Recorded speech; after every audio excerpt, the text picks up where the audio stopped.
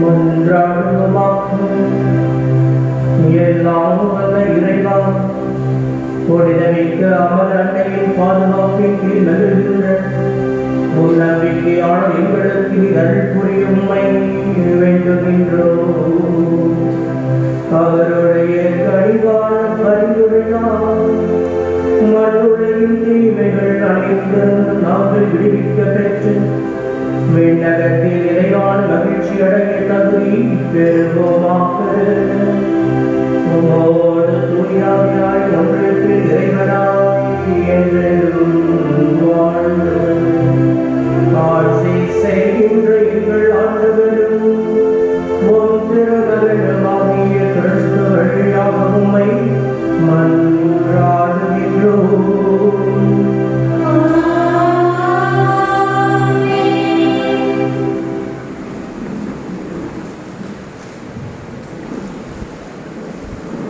இன்றைய முதல் வாசகமானது தானியேல் 7ஆம் அதிகாரம் 15 முதல் 27 வரையிலான இறைவார்த்தைகள். என்றென்றும் இருக்கும் இறைவா, அரசின் புனித மக்களாகிய நாம் உன்னதனாம் இறைவனின் நீதியை அனுபவித்து புனிதர்களின் கூட்டத்தில் இடம்பெற்றிட மனசாட்சிக்கு கீழ்ப்படிந்து வாழும்போது ஆட்சியும் அரசு உரிமையும் அரசுகளின் மேன்மையும் நமக்கு தரப்படும் என்று உறுதியளிக்கும் வாசகத்தை கேட்டு வாழ்வோமாக.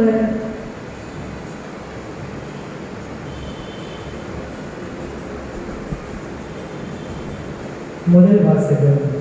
ஆட்சியும் அரசுரிமையும் புனித மக்களுக்கு தரப்படும். இறைவாக்கினர் தானியேல் எழுதியதோடு இருக்கின்ற வாசகம் இயல் 7 இறைவனின் வார்த்தைகள் 15 முதல் 27 முடிய. தானியேலாகிய நான் உள்ளம் கலங்கினேன். மனக்கண் முன் தோன்றிய காட்சிகள் என்னை அச்சுறுத்தின. அங்கு நின்று கொண்டிருந்தவர்களுள் ஒருவர் அணுகி, இவற்றிற்கெல்லாம் பொருள் என்ன என்று கேட்டார். அவர் அவற்றின் உட்பொருள் எல்லாம் எனக்கு விளக்கி கூறினார். இந்த 4 விலங்குகளும் உலகில் எழும்ப போகும் 4 அரசர்களை குறிக்கின்றன. ஆனால் உன்னதரின் புனிதர்கள் அரசுரிமை பெறுவர். அந்த அரசுரிமையை என்றும் ஊழிமுடி காலமும் கொண்டிருப்பார். அதன் பின்னர் மற்ற விலங்குகளிலிருந்து மாறுபட்டு மிகவும் அஞ்சி நடக்க வைக்கும் தோற்றத்துடன் இரும்பு பற்களும் வெண்கல நகைகளும் கொண்டு அனைத்தையும் தூள் தூளாக நொறுக்கி விழுங்கி எச்சில் கால்களால் மிதித்து போட்ட அந்த 4ஆம் விலங்கை பற்றி அறிந்து கொள்ள விரும்பினேன். அதன் தலையில் இருந்த 10 கொம்புகளை பற்றியும் 3 கொம்புகள் தன் முன்னிலையில் இருந்து போக அங்கு முளைத்த கண்களும் பெருமை பேசும் வாய் கொண்டிருந்த ஏனையவற்றை விட பெரியதாக தோன்றிய அந்த கொம்பை பற்றியும் தெரிந்து கொள்ள விரும்புகிறேன். நான் பார்த்து கொண்டிருக்கையில் அந்த கொம்பு புனிதர்களுக்கு எதிராக போர் புரிந்து அவர்களை வென்றது. தொன்மை வாய்ந்தவர் வந்து உன்னதரின் புனிதர்களுக்கு நீதி வழங்கும் வரையிலும் உரிய காலத்தில் புனிதர்கள் அரசுரிமை பெறும் வரையிலும் இவ்வாறு நடந்தது. அவர் தொடர்ந்து பேசினார். அந்த 4ஆம் விலங்கோ உலகில் தோன்ற போகும் 4 அரசர்களை குறிக்கிறது. அது மற்ற அரசுகளை விட வேறுபட்டதாகும். உலகம் முழுவதும் அதை மிதித்து தூள் தூளாக நொறுக்கி விழுங்கிவிடும். அந்த 10 கொம்புகளோ இந்த அரசனுக்கு தோன்ற இருக்கும் அந்த 10 மன்னர்களை குறிக்கின்றன. அவர்களுக்கு பிறகு மற்றொருவன் எழுப்புவான். முந்தினர்களை விட வேறுபட்டிருப்பான். 3 அரசர்களை முறியடிப்பான். அவன் உன்னதருக்கு எதிரான சொற்களை பேசுவான். உன்னதரின் புனிதர்களை துன்புறுத்துவான். வழிபாட்டு காலங்களையும் திருச்சட்டத்தையும் மாற்ற நினைப்பான். 3 ஆண்டுகள் புனிதர் அவரது கையில் ஒப்புவிக்கப்படுவார். ஆனால் நீதிமன்றம் தீர்ப்பு வழங்க வரும். அவனது ஆட்சி அவனிடமிருந்து பறிக்கப்பட்டு எரிமுண்டு ஒன்றுமில்லாத அளிக்கப்படும். ஆட்சியும் அரசுரிமையும் வானத்தின் கீழ் உள்ள உலக அமைப்பிலும் உள்ள அரசர்களின் மேன்மையும் உன்னதரின் புனித மக்களுக்கு தரப்படும். அவர்களது அரசு என்றென்றும் நிலைக்கும் அரசு. அரசுகளும் அவர்களுக்கு பணிந்து கீழ்ப்படையும். இது ஆண்டவர் வழங்கும் அருள்வாக்கு. இறைவனுக்கு நன்றி.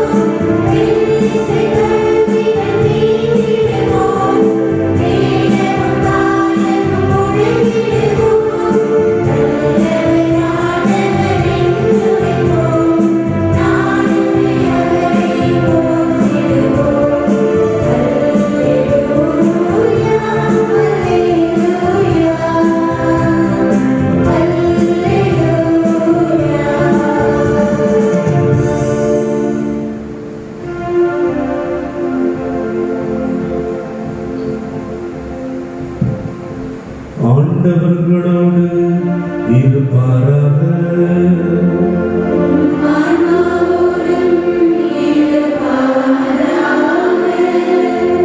யோவான் எழுதிய தூய நற்செய்தியிலிருந்து வாசகம்.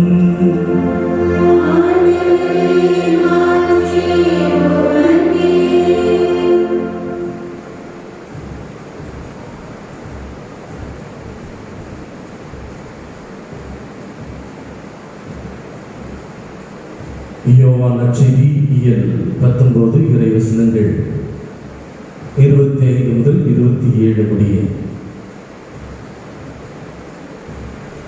சிலுவை அருகில் இயேசுவின் தாயும் சகோதரியுமான குலேபாவின் மனைவியுமான மரியாவும் மகிதலா மரியாவும் நின்று கொண்டிருந்தனர். இயேசு தம் தாயையும் அருகில் நின்ற தம் அன்பு சீடரையும் கண்டு தம் தாயிடம், அம்மா, இவரே உன் மகன் என்றார். பின்னர் தம் சீடரிடம், இவரே உன் தாய் என்றார். அந்நேரம் முதல் அச்சீடர் அவரை தம் வீட்டில் ஏற்று ஆதரவு அளித்து வந்தார்.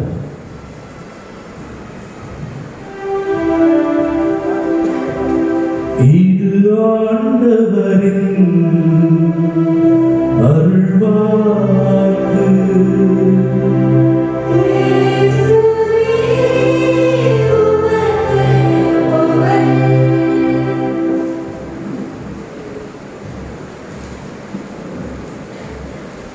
எல்லாம் நல்லா இருக்கீங்களா? ஒரு மாதத்திற்கு பிறகு சந்திப்பதிலே மிகுந்த மகிழ்ச்சி. வேகமாக ஒரு மாதம் ஓடிச்சு கூடாது இல்லையா? நிறைய மழை, அதை சரிப்படுத்துறதே போதும் ஆயிடுச்சு. முன்னாடி எல்லாம் மழைக்காக வேண்டுவோம். இப்போ மழை பேர் கேட்டாலே எல்லாரும் பயப்படுறாங்க. இன்னைக்கு காலையில் விண்மீன் கடைக்கு பொருள் வாங்க போயிரு. அப்போ சிஸ்டர் சொன்னாங்க மழை வர மாதிரி உள்ள இருக்க சொல்கிறாங்க, ஐயோ உச்சரிச்சுக்காக வந்துடும், மழை வர போதும் போதும் என்ற அளவிற்கு நமக்கு ஆசீர்வாதங்களை இறைவன் தந்திருக்கின்றார். இயேசுவில் பிரியமான அன்பு சகோதர சகோதரிகளே, துயிலுவோரின் ஆறுதல் நமது தாய் என்ற தலைப்பிலை நாம் தியானித்து வந்திருக்கின்றோம். இந்த தலைப்பை கேட்டவுடனே நம்முடைய இறை மொழியுடைய அந்த சிறப்பு பெயர்கள் எனக்கு ஞாபகத்திற்கு வந்தது. துன்பத்தில் தொழிலிருக்கும் இறை ஊழியர். துன்பத்தை பற்றி நம்ம ஒன்றும் புதுசா பெருசா சொல்ல வேண்டியதில்லை. துன்பம்னா என்ன நமக்கு எல்லாருக்குமே தெரியும். துன்பத்தோடு தான் பிறக்கிறோம், அதோடு வாழ்கின்றோம். அதனால துன்பம் நமக்கு அடுத்த வீட்டுக்காரன் கிடையாது. துன்பம் என்பது நம்ம வீட்டோடு உடன் பிறப்பு துன்பம். துன்பத்தின் வழியாக கடவுள் நம்மை அரவணைத்துக் கொள்ள விரும்புகிறார். அதான் பெரிய ஒரு யதார்த்தமாக இருக்கு. நம்ம ஒரு பழைய கதை கேட்டிருப்போம். கௌதம புத்தர்கிட்ட இறந்த தாய் தன் இறந்த மகனை தூக்கி கொண்டு போய் என்னுடைய மகனுக்கு மீண்டும் உயிர்த்தாங்க அப்படின்னு கேட்பாங்க. அப்ப புத்தர் சொல்லுவார், எந்த வீட்டில் இறப்பு நடக்கவில்லையோ அவர் வீட்டிலிருந்து ஒரு படி அரிசி எடுத்துவார்கள். அந்த தாய் ஊராக செல்லுகின்றார், வீடாக செல்லுகின்றார். எல்லோ வீட்டிலும் இறப்பு நடந்தே இருக்கு. அதுபோல துன்பம் என்பது நம்முடவே இருக்கின்றது. ஆனால் அந்த துன்பம் வருகின்ற பொழுது நாம் அல்லற்படுகிறோம். எப்படி கடந்து போறது? கடக்கின்ற காலம் ரொம்ப கடுமையாக இருக்கிறது. சில பிள்ளைங்களுக்கு உப்புமா சாப்பிட்றது போல, சின்ன பிள்ளைங்களுக்கு உப்புமா பிடிக்காது. இல்லை, சில பேர் முட்டை ஆம்லேட் சாப்பிடுவான். அதில் இருக்கிற என்ன பண்ணுவான், அது வெங்காயத்தை தான் ஒதுக்கி வச்சிருவான். இவ்வாறு துன்பமானது நம்மோடு உடன் இருக்கின்றது. ஆனால் இந்த துன்பத்தை நாம் ஏற்றுக்கொள்கின்ற பொழுது நம்மால் நிச்சயமாக இறைவனுடைய ஆசீரை பெற முடியும். அதற்கு சிறந்த எடுத்துக்காட்டு இப்பொழுது நாம் போராடி கொண்டிருக்கின்ற கொரோனா. கடந்த 2 ஆண்டுகளாக நம்மை அச்சுறுத்தியது. ஒரு சிலரை தவிர எல்லாருமே மாஸ்க் இல்லாமல் இருக்கிறீங்க, அப்படித்தானே? அதை நாம் கடந்து வந்து கொண்டிருக்கிறோம். இதுக்கு என்ன சொன்னாங்க? பேண்டமிக் என்று சொன்னாங்க. எபிடமிக் என்றால் அது தொற்று, பேண்டமிக் என்றால் பெரும் தொற்று. ஒரு ஊருக்குள்ள மட்டுமல்ல, ஒரு மாநிலத்திற்குள் மட்டுமல்ல, மாறாக இந்த அந்த சராசரி முழுவதும் அது சுற்றி சுழல்கின்ற பெரும் தொற்று. அதை யாரையும் விட்டு வைப்பதில்லை. பிறக்கின்ற குழந்தையும் அந்த பெருந்தொற்றோடு பிறந்தது. இத்தகைய வேதனையை, துன்பத்தை, துயரத்தை நாம் சொல்லித்தான் தெரிய வேண்டியது. நமக்கு தெரிந்தவர்கள் நம்மை விட்டு இந்த பெருந்தொற்று காலத்திலே அகன்றிருக்கிறார்கள். நம்மை விட்டு வேதனையோடு விடைபெற்று சென்றிருக்கிறார்கள். இத்தகைய துன்பமும் வேதனையும் நமக்கு தேவைப்படுகிறது. எல்லோர் குடும்பத்திற்கும் தேவைப்படுகிறது. மனதை பக்குவப்படுத்துவது, உள்ளத்திற்கு வலு சேர்ப்பதற்கு தேவைப்படுகிறது. அது முக்கியமா துன்பம் எதற்கு தேவைப்படும் பார்த்தீங்கன்னா, நல்ல மனிதர்கள் யார் என்று அடையாளம் காணுவதற்கு அது உதவி செய்கிறது.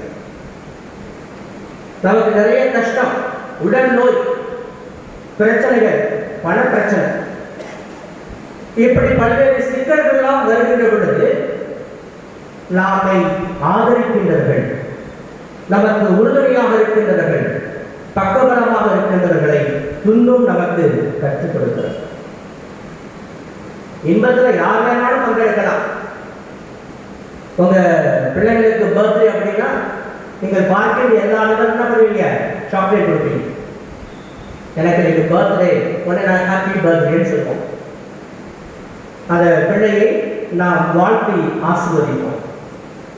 துன்பத்தில் யார் வேண்டுமானாலும் பங்கெடுக்கலாம். வழிபோக்கர்கள் பங்கெடுக்கலாம், வந்து செல்பவர்கள் பங்கெடுக்கலாம், முகம் தெரியாதவர்கள் பங்கெடுக்கலாம். ஆனால் துன்பத்தில் பங்கெடுப்பவர்கள் நம்மோடு உண்மையாக இருப்பவர்கள் தான். உடன் பிறந்தவர்கள் அல்ல, உறவுக்காரர்கள் அல்ல, நமக்கு தெரிந்தவர்கள் அல்ல. மாறாக யாரெல்லாம் நமக்கு உண்மையோடு இருக்கின்றார்களோ அவர்கள் தான் பங்கெடுப்பார்.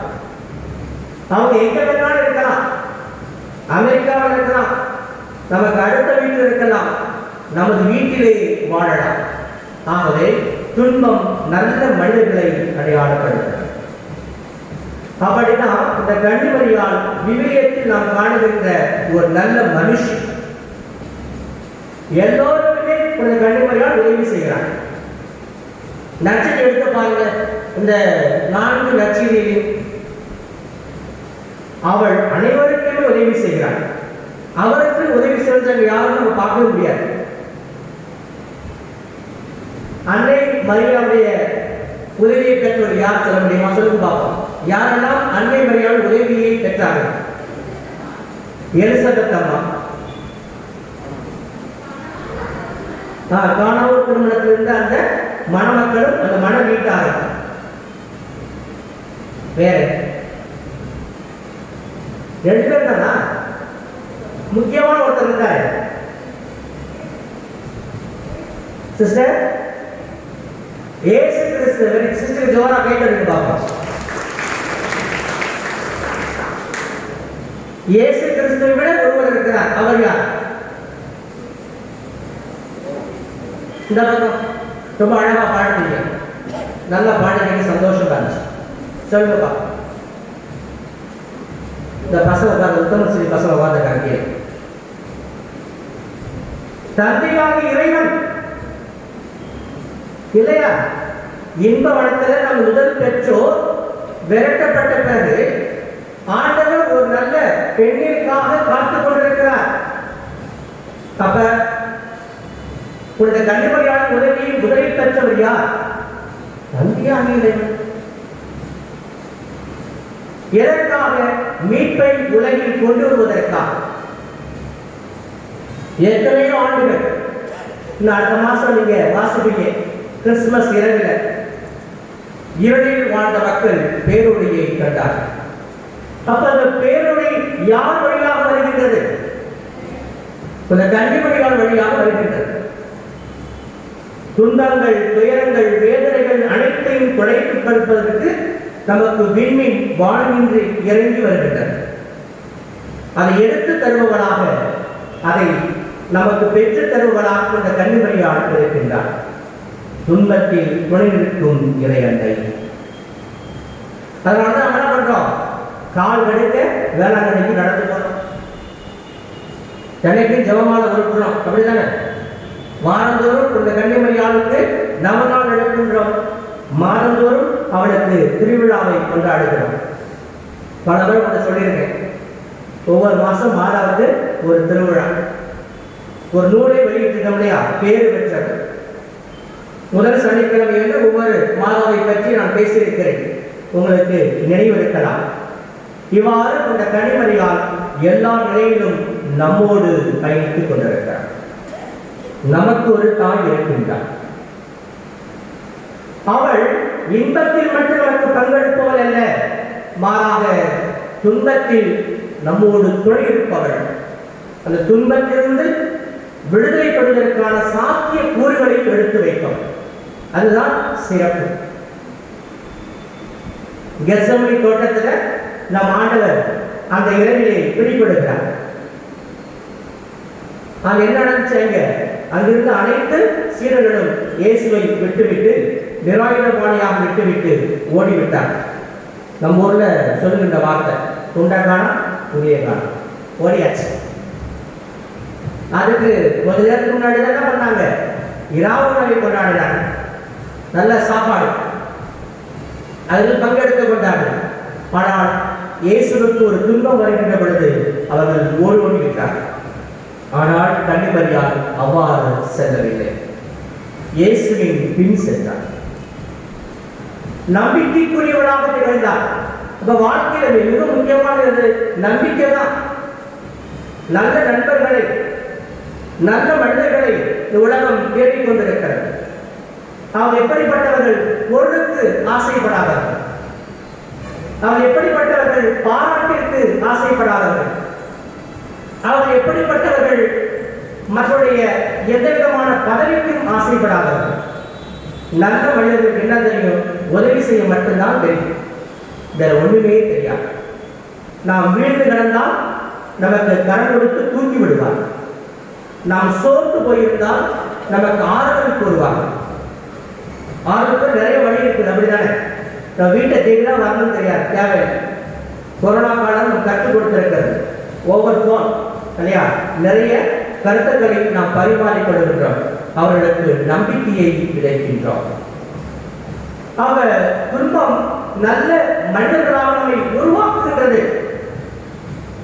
நமக்கு தெரிந்தவர்கள், நம்மோடு வாழ்ந்தவர்கள் பல்வேறு துன்பங்களை, வேதனைகளை, இக்கட்டுகளை சந்தித்துக் கொண்டிருக்கின்றார்கள். யாரிடம் செல்வோம் இறைவா, வாழ்ந்தரும் வார்த்தைகள் உம்மிடம் என்று உள்ளன என்று கொண்ட பேதர் நம் ஆண்டவரை குறித்து பெருமை பாராட்டினார். ஆகவே இயேசுவாக மாறுவதற்கு நாமும் அழைக்கப்படுகின்றோம். மற்றவர்களின் துன்பத்தில் நாம் துணிந்து பங்கெடுக்க வேண்டும்.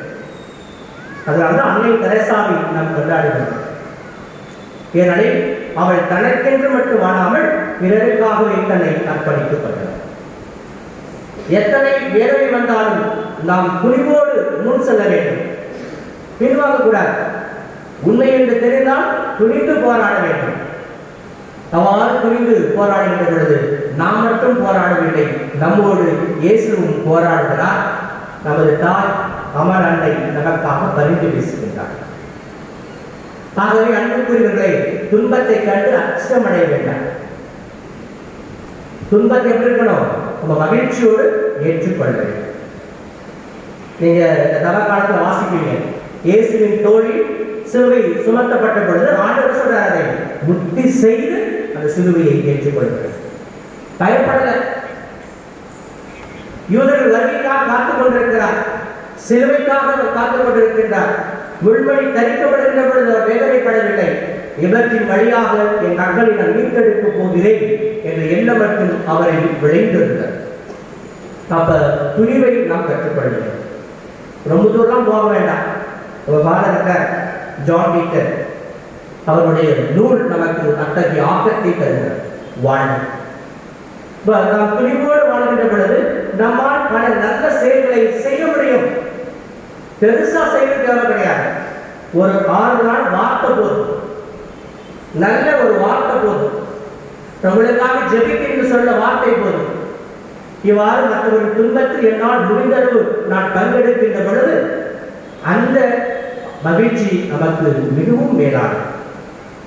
நான் ஒவ்வொரு முறை நன்றி சொல்கின்ற பொழுது 4 விதமான உதவிகளுக்கு நன்றி சொல்கிறேன். ஒன்று அருள் உதவி. ஆண்டவர் நமக்கு அருளை தருகிறார். இந்நாட்களில் அருள்மழையை தருகிறார். இரண்டாவது பொருள். நமக்கு தெரியும், இங்கே நீங்கள் அமர்ந்திருக்கின்றீர்கள். நமது ஆலயம் புதுப்பிக்கப்படவும் இன்னும் ஏனைய நற்பணிகள் எல்லாம் நாம் செய்வதற்கு நீங்கள் பொருள் தந்து உதவி செய்திருக்கிறீர்கள். மூன்றாவது உழைப்பு. பொருள் கொடுத்து அவரை ஏற்க முடியாம போயிருந்திருக்கலாம், ஆனால் கூட நின்றுப்பாங்க. அட்லீஸ்ட் இந்த கோயிலை கூட்டியிருப்பாங்க. திருவிழா நாட்கள்ல வந்து பாட்டு பாடிருக்கீங்க, இந்த டெக்கரேஷன் பண்ணிருக்கிறீங்க. என்னால் முடிந்த உழைப்பை தருவதும் துன்பத்தில் புரிந்திருப்பது தான் 4வது ஜெபம். அதுதான் வல்லமையானது, அதுதான் வலிமையானது, அதுதான் உயர்வானது. இயேசு கிறிஸ்துவின் அன்புக்குரியவர்களே, நம்முடைய தாய் அம்மனையின் பெருவிழாவை கொண்டாடுவதற்கு நாம் இப்பொழுது ஆயத்தமாக்கிக் கொண்டிருக்கிறோம். இந்த நாட்களில் நாம் நல்ல மனிதனாக வாழ்வதற்கு முயற்சிக்க வேண்டும். நல்ல மனிதர்களை அடையாளப்படுத்துவது துன்பம்.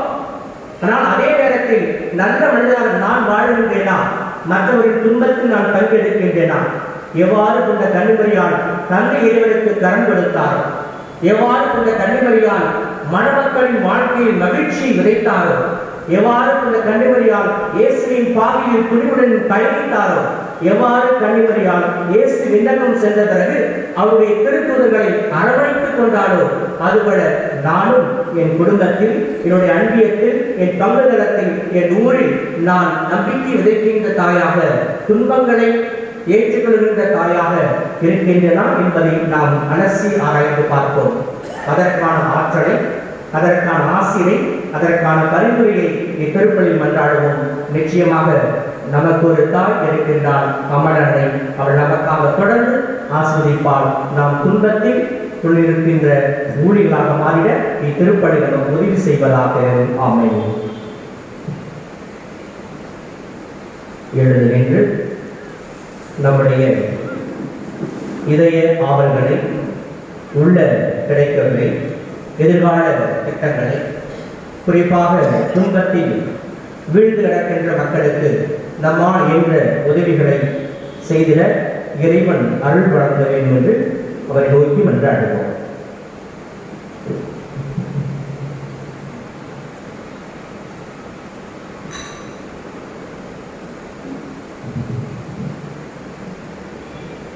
பணியாற்றாளிப்பவரே இறைவா, உமது திருச்சபையின் மக்கள் அனைவரும் விசுவாசத்திலும் அன்பிலும் வளர தேவையான வழிகாட்டுதலையும் ஞானத்தையும் எம் திருத்தந்தை, ஆயர்கள், குருக்கள் மற்றும் சகோதர சகோதரிகள் அனைவரும் வழங்கிடவும், அவர்கள் அனைவரும் கிறிஸ்துவின் சாட்சிகளாக வாழ வரம் தர வேண்டும் என்று புனித அமலனை வழியாக இறைவா உம்மை மன்றாடுகிறோம்.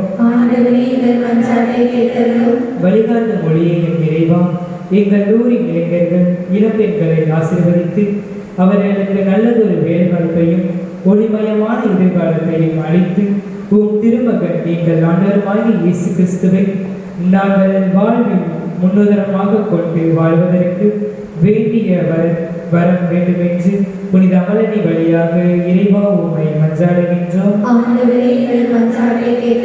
அமைதியின் தெய்வமே எம் இறைவா, எங்கள் பங்கிலும் ஊரிலும் உள்ள சிறுமிகளை படிப்பிலும் ஒழுக்கத்திலும் சிறந்த விளங்கி நாங்கள் பெற்றோருக்கும் ஆசிரியருக்கும் கீழ்ப்படிந்து நடக்க உம்மை போன்ற பிள்ளைகளாக வாழ வரம் தர வேண்டும் என்று புனித அமலனை வழியாக இறைவா உம்மை மன்றாடுகிறோம். ஆண்டவரே, எங்கள் மன்றாட்டை கேட்டருளும். வாழ்வளிக்கும் வல்லலே எம் இறைவா, அமைதி, ஊழல், நலம், பாதுகாப்பு போன்றவற்றிற்காக உம்மை நாடி உம் மீது தாகம் கொண்டு நீரின்றி வறண்ட தரிசு நிலம் போல உமது பேரொழிக்காக இயங்குகின்ற உள்ளங்கள் மேல் இரக்கம் கொண்டு அவர்களின் தேவைகளை நிறைவேற்றிட வேண்டும் என்று புனித அமலனை வழியாக இறைவா உம்மை மன்றாடுகிறோம். ஆண்டவரே, எங்கள் மன்றாட்டை கேட்டருளும்.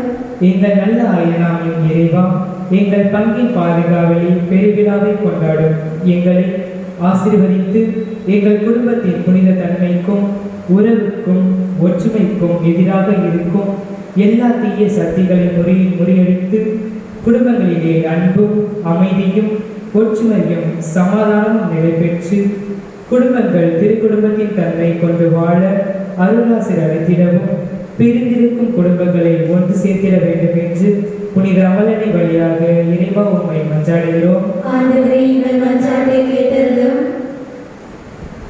நம்முடைய தனிப்பட்ட தேவைகளுக்காகவும் குறிப்பாக இந்த பெருந்தொற்றிலும் பெருமடையிலும் பெரும் துன்பத்திற்கு உள்ளாகிருக்கின்ற ஏழை எளிய மக்களுக்காக சிறப்பாக மன்றாடுவோம்.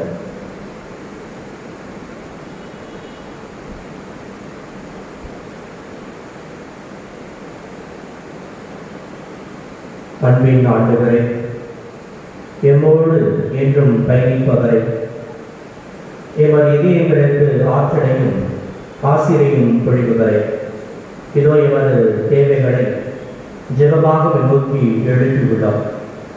அன்பின் ஆண்டவர் தாமே இவற்றையெல்லாம் இவருக்கு வழங்கிடவும், குறிப்பாக இந்த பெருந்தொற்றினாலும் பெருமழையினாலும் பல்வேறு நிகழ்வுகளுக்கு உள்ளாகி சிக்கி தவிக்கின்ற ஏழை எளியோரை ஆண்டவர் தாமே பராமரிக்கவும், அவர்களுக்கு எங்களால் இயன்ற உதவியை செய்திட எங்களுக்கு வேண்டிய தாராள உள்ளத்தை எமக்கு தர வேண்டும் என எங்கள் ஆண்டவர் மீட்பெருமாக்கிய கிறிஸ்து வழியாக உம்மை மன்றாடுகிறோம். ஆமென்.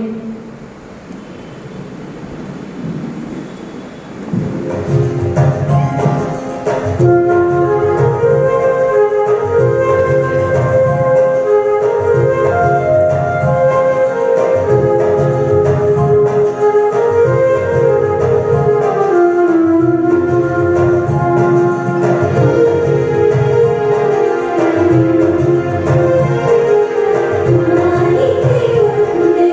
you.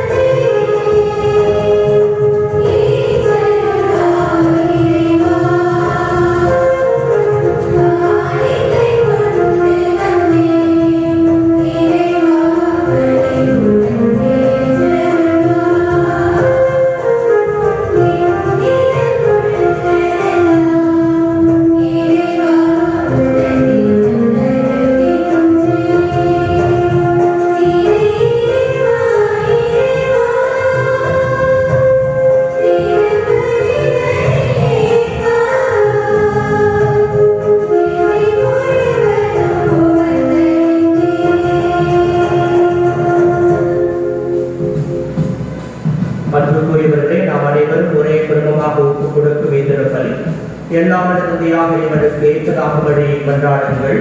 ஆண்டவர் தமது பெயரின் புகழ்ச்சிக்காகவும் ஆட்சிக்காகவும் நமது நன்மைக்காகவும் புனித திரு அவை அனைத்தின் நலனுக்காகவும் உமது கையிலிருந்து வகையை ஏற்றுக் கொள்வாராக. அன்பே நிறைந்த ஆண்டவரே, கடவுளின் தாய் புனிதாமலனை நினைவு கொண்டாட்டத்தில் உம் நம்பிக்கையாளரின் மன்றாட்டுகளையும் காணிக்கைகளையும் கண்ணோக்கியதும் அதனால் இவை உமக்கு ஏற்றவையாகி உமது மன்னிப்பு உதவி எங்களுக்கு பெற்று தருவனமாக எங்கள் ஆண்டவராகிய கிறிஸ்து வழியாக உம்மை மன்றாடுகின்றோம்.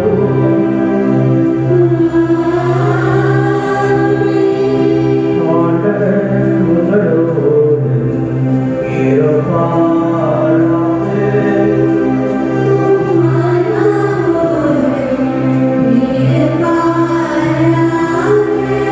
இதயங்களை எழுப்புங்கள்.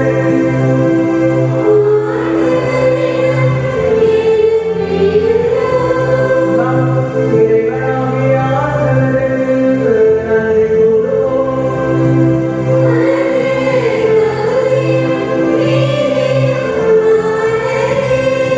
ஆண்டவரே, தூயவரான தந்தையே, என்றும் எல்லாம் இறைவா, எங்கள் ஆண்டவராகிய கிறிஸ்து வழியாக எந்நாளும் இடத்தில் நாங்களுக்கு நன்றி செலுத்துகிறோம். எப்பொழுதும் கல்யாண மரியாதைகளால் நாங்கள் உம்மை போற்றி புகழ்ந்து மாட்சிப்படுத்துவது மெய்யாகவே தமக்கும் நீதியுமாகும். எங்கள் கடமையும் மீட்புக்குரிய செயலுமாகும்.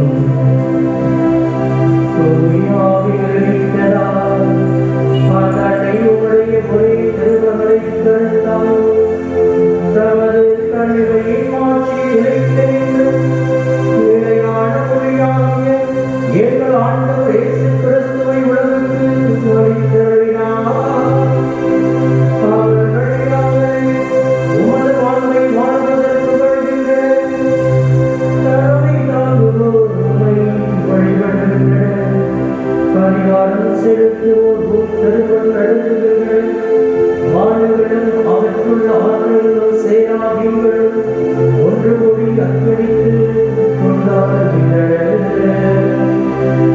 அவர்களோ எங்கள் குரலை சேர்த்துக் கொள்ளுமாறு நாங்கள் உம்மை தாழ்வோடு இறைஞ்சி புகழ்ந்து அர்ப்பணித்து பாடுவதாவது.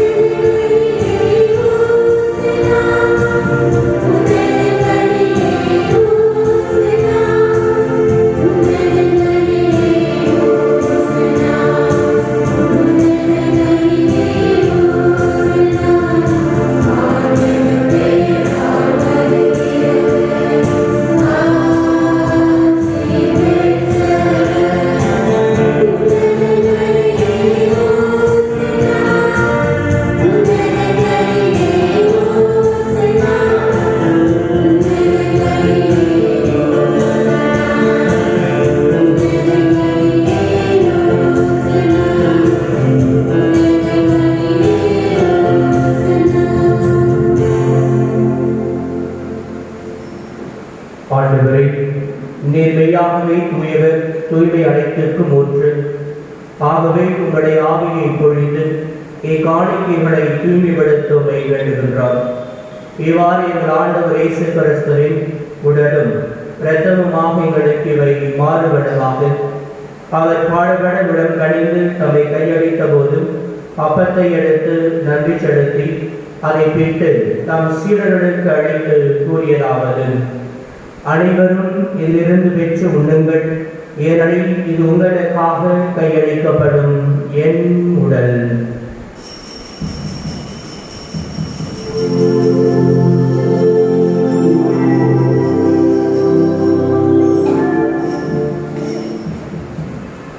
அவ்வண்ணமே இரவு இருந்த அருந்தியதில் கிண்ணத்தை எடுத்து மீண்டும் உமக்கு நன்றி கூறி தம் சீடர்களுக்கு அளித்து அவர் கூறியதாவது: அனைவரும் இதிலிருந்து பெற்று பருகுங்கள், ஏனெனில் இது புதிய நிலையான உடன்படிக்கைக்குரிய என் இரத்தத்தின் கிண்ணம்.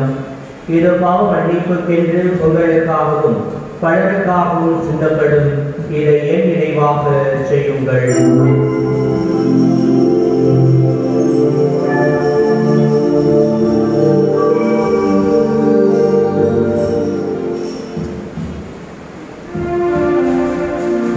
நம்பிக்கையின் மறைபொருள்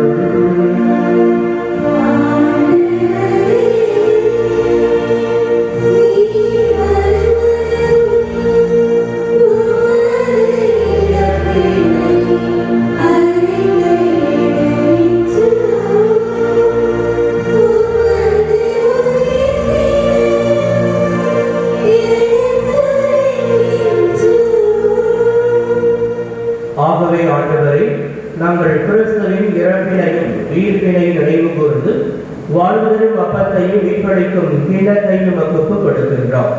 உம் திருமதி என்று உமக்கு ஊழியம் புரிய தகுந்தவர்களென எங்களை ஏற்றுக்கொண்டு எனவே உமக்கு நன்றி செலுத்துகின்றோம். மேலும் கிறிஸ்துவின் உடலிலும் இரத்தத்திலும் பங்கு கொள்ளும் எங்களை தூய ஆவியார் ஒன்று சேர்க்க வேண்டுமென உம்மை தாழ்மையுடன் மன்றாடுகின்றோம்.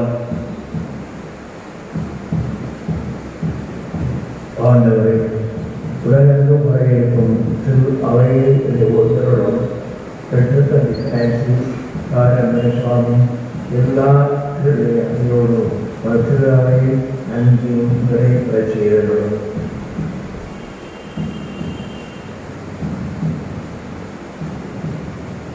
மேலும் உயிர்த்தர எதிர்நோக்குடன் வெளிக்கொள்ளும் எங்கள் சகோதர சகோதரிகளையும் இறந்தோர் அனைவரும் இறக்கத்துடன் நினைவு கூர்ந்து முதல் தூய்மது ஒளியோடு ஏற்றவர்களும் எங்கள் அனைவரும் இறக்கமாயிரும். கடவுளின் கண்ணிக்கான புனித மரியா, பழைய பிரார்த்தனை யோசியை புனித திருப்புதர்கள், இவ்வுலகில் சுமந்தவராக இருந்தோர் ஆகிய புனித அனைவருடனும் நான் நிறைவாற்றில் வாங்குகளும் தந்துவிட்டு உம் திருமண இயேசு கிறிஸ்து வழியாக உண்மை குழந்தைக்கும் வரமுள்ள உண்மை மன்றாடுகின்றோம்.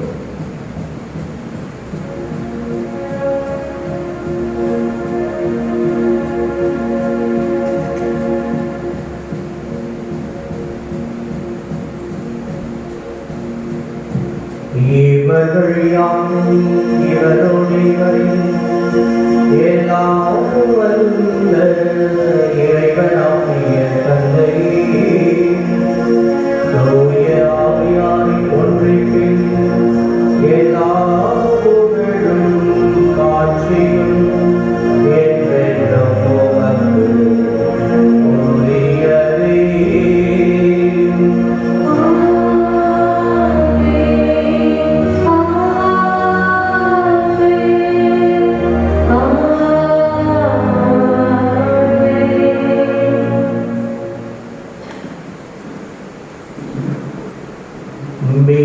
கட்டளையால் கற்பிக்கப்பட்டு இறை படைப்பினையால் பயிற்சி பெற்று நாம் துணிந்து பாடுவோம்.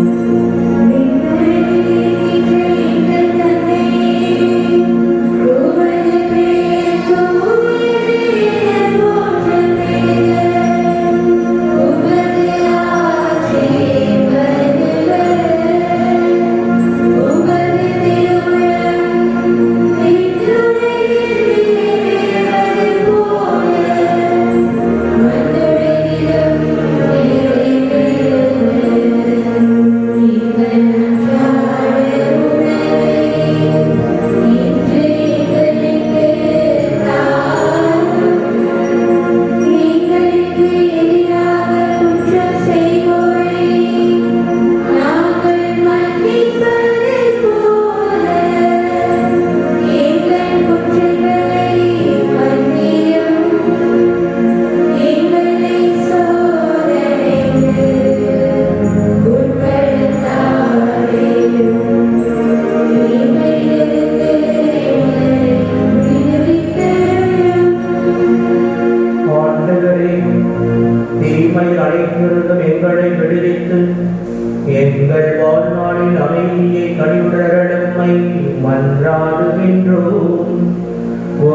இரக்கத்தின் உதவியால் நாங்கள் பாவத்திலிருந்து எப்போதும் விடுதலை பெற்று யாதொரு கடக்கமுமின்றி நலமாயிருப்போமாக.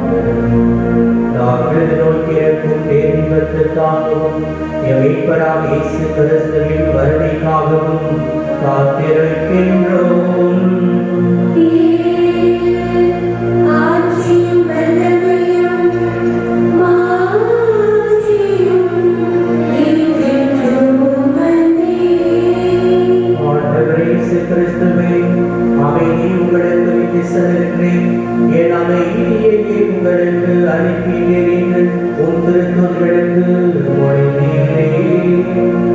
எங்கள் குற்றங்கள் குறைகளை பாராமல் உமது திரு அவையின் இறை நம்பிக்கையை கண்ணோக்கி உமது திருவிழத்திற்கேற்ப அதற்கு அமைதியையும் ஒற்றுமையையும் அளித்தருள்வீராக. என்றென்று வாழ்ந்தாட்சி செய்கின்றவர் நீரே.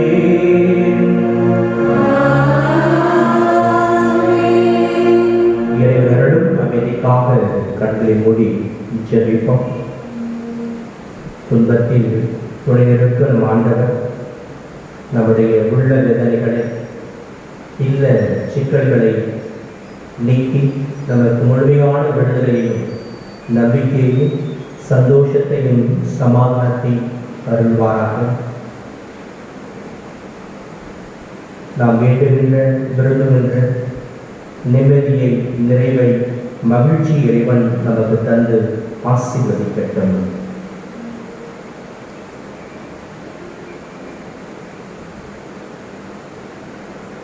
ஆண்டவருடைய அமைதி உங்களோடு என்றும் இருப்பதாக. உம் ஆன்மாவோடும் இருப்பதாக.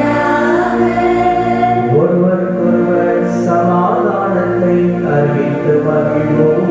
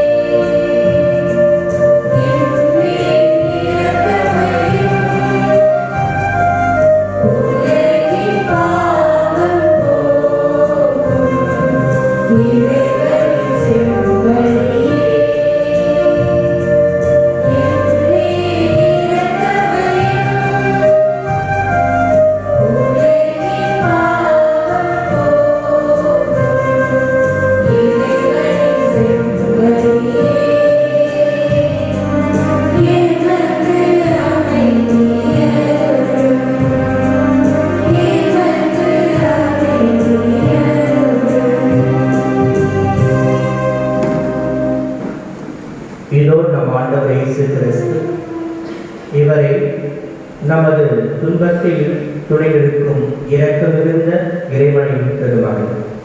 இவருடைய திருவிருந்திற்கு அழைக்க பெற்றோர், பேறு பெற்றோர். ஆண்டவரே, நீர் என்னிடத்தில் இருந்ததை வர நான் தகுதியற்றவர்.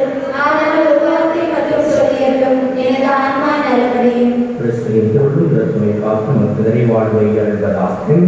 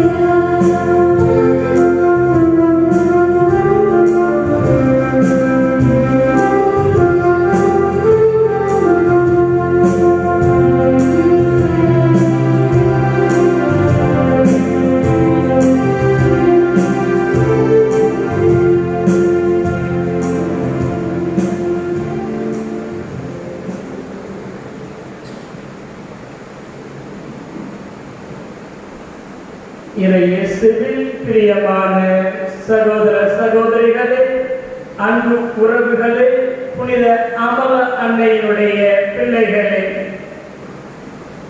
இன்று நம்முடைய எளிய அழைப்பை ஏற்று நம் மத்தியிலே வந்து நமக்காக திருப்பலி நிறைவேற்றி நம் ஒவ்வொருவருக்காகவும் ஜெபித்து நல்லதொரு மறையுரையை வழங்கிய அருட்திரு தைலஸ் ஆரோக்கியசாமி அவர்களுக்கு நாம் அனைவரின் சார்பாக நன்றியையும் பாராட்டுக்களையும் வாழ்த்துக்களையும் உரையாற்றிக் கொள்கிறோம்.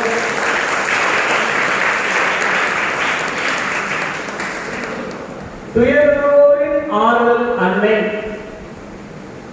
துன்பம் நமக்கு எதை வெளிப்படுத்துது அப்படின்னு சொன்னாங்க. எதை வெளிப்படுத்துது?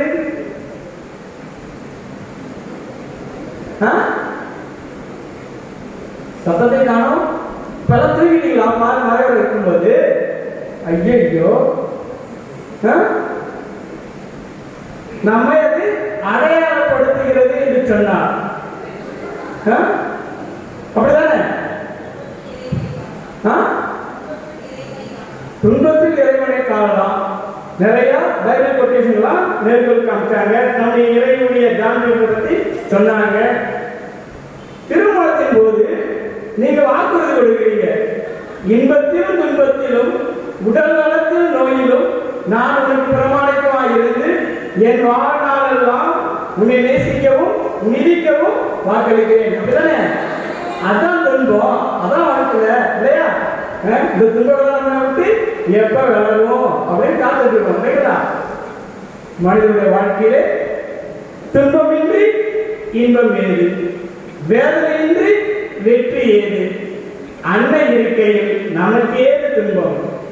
அன்னையை பற்றி கொண்டால் நமக்கு எல்லாமே இன்பம், இன்பம் தான்.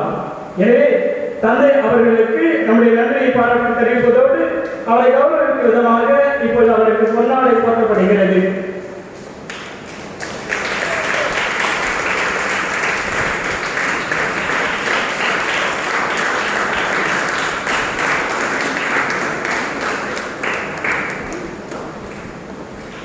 இந்த நன்னாளை மிக சிறப்பாக முன்னின்று சிறப்பித்தவர் அன்பியங்கள் உத்தம ஸ்ரீ பனையபுரத்தை சார்ந்த இறை மக்கள்.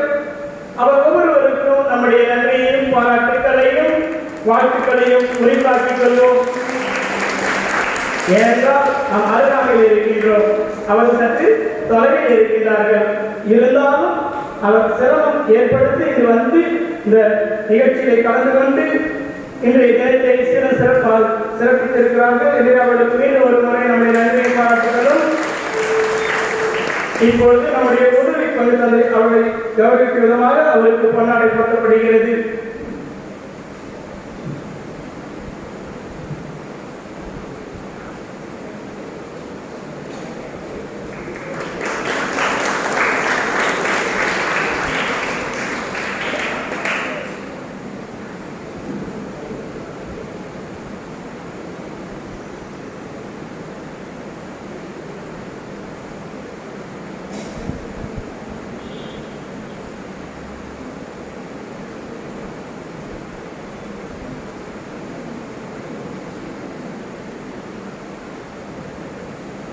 உங்கள் அன்னை ஆலயம் சிறப்பிப்பதற்காக இசைமற்ற சார்பாக உங்கள் பங்கு தந்தை அவர்களுக்கு உங்கள் கைப்பிடி ஆலய தொழிலாளர்கள்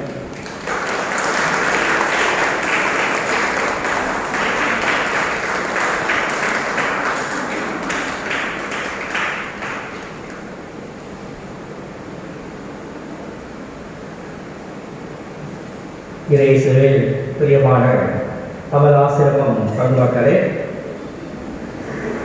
லட்சிக்கிறாங்க இல்லையா? மீண்டும் ஒரு முறை உங்களை சந்திப்பதற்கான ஒரு அரிய வாய்ப்பை நமது பங்கு தந்தை திரு ராயம் அவர்கள் எனக்கு ஏற்பாடு செய்து கொடுத்திருக்கிறார். ஆகவே இந்த இனிய அழைப்பிற்காக பங்கு தந்தை அவர்களுக்கும் உதவி பங்கு தந்தை திரு அருள் ஜெயிக்கர் அவர்களுக்கும் என்னுடைய நெஞ்சு நிறைந்த நன்றிகளை தெரிவித்துக் கொள்கின்றேன். நாங்கள் 3 பேருமே ஒரே நேரத்திலே இந்த இடத்திலே தான் நாங்கள் இறையியல் பயின்றவர்கள்.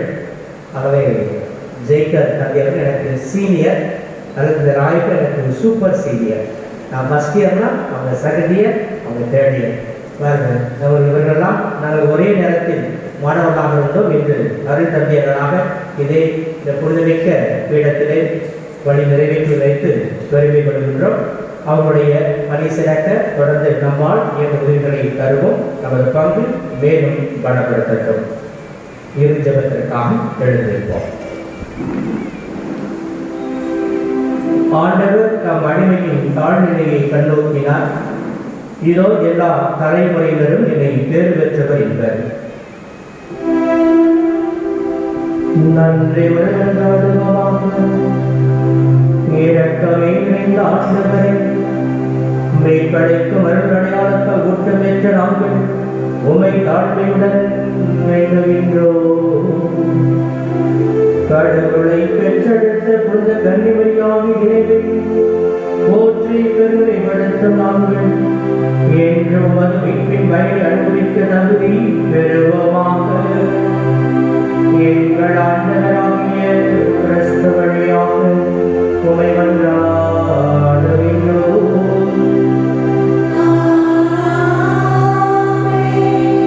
ஆண்டவரை சிவங்களோடு இருப்பாராக.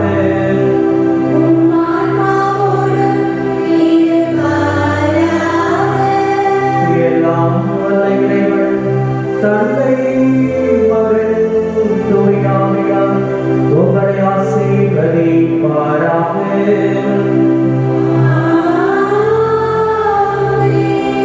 அன்னையின் அரவணைப்பில் வாழ செல்வார்கள் என்பதே நிறைவேறியது.